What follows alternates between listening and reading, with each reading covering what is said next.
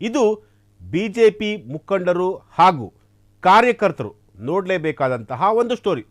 ಮೋದಿಯವರ ಆ ನಿರ್ಧಾರ ನಿಜಕ್ಕೂ ಗ್ರೇಟ್. ಮೋದಿಯವರ ನಿರ್ಧಾರಕ್ಕೆ ಬಿಜೆಪಿ ಕಾರ್ಯಕರ್ತರು ತಲೆಬಾಗಿದ್ದಾರೆ. ಮೋದಿ ಭಾಷಣದ ವೇಳೆ ನಡೆದೇ ಹೋಗಿತ್ತು ದೊಡ್ಡ ಅವಾಂತರ.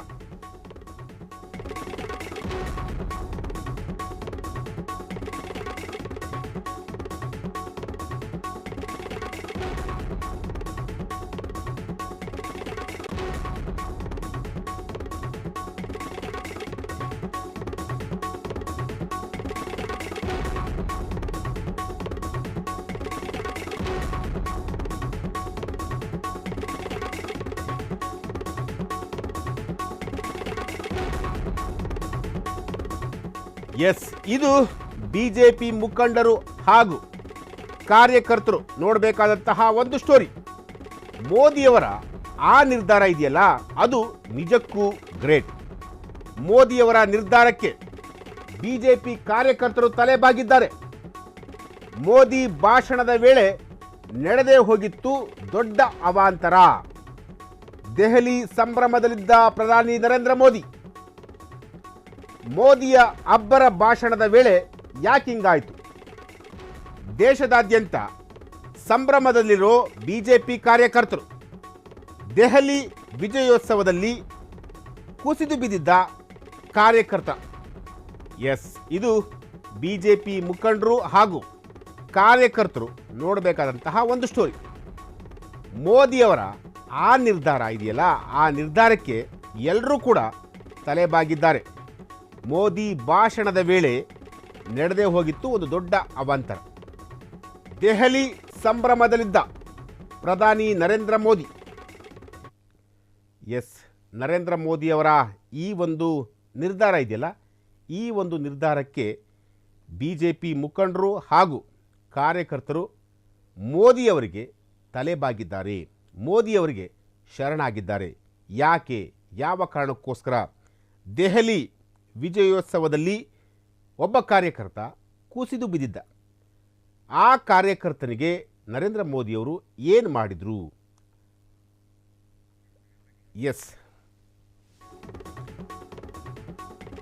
ಅಸ್ವಸ್ಥಗೊಂಡಿದ್ದ ಕಾರ್ಯಕರ್ತನ ನೋಡಿ ಭಾಷಣ ನಿಲ್ಲಿಸಿದ್ದಂತಹ ಮೋದಿ ತಕ್ಷಣವೇ ಕಾರ್ಯಕರ್ತರನ್ನು ವೈದ್ಯಕೀಯ ನೆರವಿಗೆ ಸೂಚಿಸಿದ ಮೋದಿ. ವಿಶ್ರಾಂತಿಗೆ ಅನುವು ಮಾಡಿಕೊಡಿ, ಹೀಗಂತ ನರೇಂದ್ರ ಮೋದಿಯವರು ಹೇಳಿದರು. ಅದೇ ವೇಳೆ ಅಸ್ವಸ್ಥಗೊಂಡಿದ್ದಂತಹ ಕಾರ್ಯಕರ್ತರಿಗೆ ಮೊದಲು ನೀರನ್ನು ಕೊಡಿ. ಮೋದಿಯ ಈ ನಡೆಗೆ ಭಾರೀ ಮೆಚ್ಚುಗೆ ವ್ಯಕ್ತವಾಗಿದೆ. ಕಾರ್ಯಕರ್ತರ ಮೇಲೆ ಕಾಳಜಿ ಇರುವ ಕಾರಣವೇ ಬಿಜೆಪಿ ಇಷ್ಟು ದೊಡ್ಡ ಮಟ್ಟದಲ್ಲಿ ಬೆಳೆಯೋದಕ್ಕೆ ಸಾಧ್ಯ ಆಗ್ತಿರೋದು. ನರೇಂದ್ರ ಮೋದಿಯವರು ಭಾವನೆಗಳಿಗೆ, ಅಂದರೆ ಕಾರ್ಯಕರ್ತರ ಭಾವನೆಗಳಿಗೆ ಬೆಲೆ ಕೊಡ್ತಾರೆ. ಮೋದಿ ಪರವಾಗಿ ಕಮೆಂಟ್ ಮಾಡ್ತಿರುವಂತಹ ಕಾರ್ಯಕರ್ತರು. ಎಸ್, ಇದು ಬಹಳ ಮುಖ್ಯ. ಒಂದು ಪಕ್ಷಕ್ಕೆ, ಒಬ್ಬ ಪಕ್ಷದ ನಾಯಕರಿಗೆ ಇರುವಂತಹ ಜವಾಬ್ದಾರಿ ಇದು. ಏಕೆಂತಂದರೆ ಕಾರ್ಯಕರ್ತರನ್ನು ಬೆಳೆಸಿದಾಗ ಮಾತ್ರ ಆ ಪಕ್ಷ ಬೆಳೀಲಿಕ್ಕೆ ಸಾಧ್ಯ ಆಗುತ್ತೆ. ಕಾರ್ಯಕರ್ತರ ಭಾವನೆಗಳಿಗೆ ಬೆಲೆಯನ್ನು ಕೊಡಬೇಕು. ಆಗ ಮಾತ್ರ ಆ ಪಕ್ಷ ಎಲ್ಲೋ ಒಂದು ದೊಡ್ಡ ಹಂತಕ್ಕೆ ತಲುಪುತ್ತೆ. ಅದಕ್ಕೆ ಕಾರಣ, ಅದಕ್ಕೆ ನಿದರ್ಶನ ನರೇಂದ್ರ ಮೋದಿಯವರ ಆ ಒಂದು ನಡೆ. ಅಂದರೆ ನಿನ್ನೆ ದೆಹಲಿಯಲ್ಲಿ ಬಿಜೆಪಿ ವಿಜಯೋತ್ಸವವನ್ನು ಮಾಡ್ತಾಯಿತ್ತು.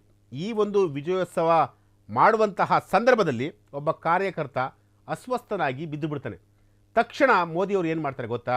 ಅರ್ಧಕ್ಕೆ ಭಾಷಣ ನಿಲ್ಲಿಸ್ತಾರೆ.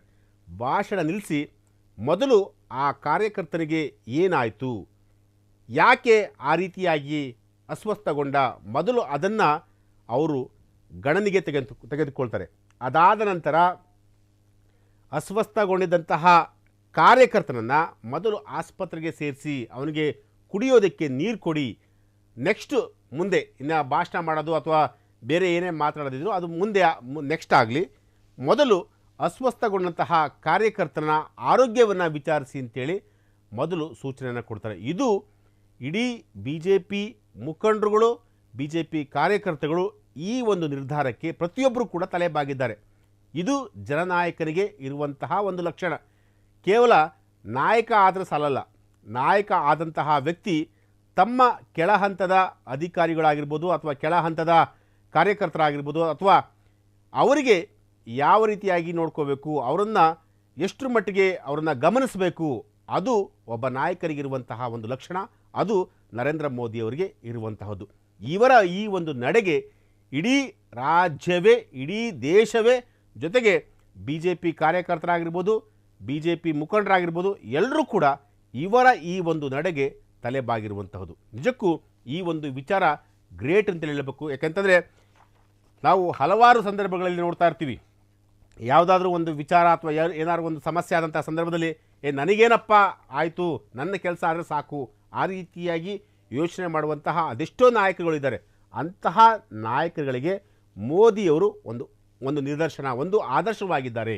ಕ್ಷಣ ಕ್ಷಣದ ಸುದ್ದಿಗಳಿಗಾಗಿ ಫ್ರೀಡಂ ಟಿವಿ ಸಬ್ಸ್ಕ್ರೈಬ್ ಮಾಡಿ, ಲೈಕ್ ಮಾಡಿ ಹಾಗೂ ಫಾಲೋ ಮಾಡಿ. ಹೊಸ ಸುದ್ದಿಗಳ ನೋಟಿಫಿಕೇಶನ್ಗಾಗಿ ಬೆಲ್ ಐಕಾನ್ ಮೇಲೆ ಕ್ಲಿಕ್ ಮಾಡಿ.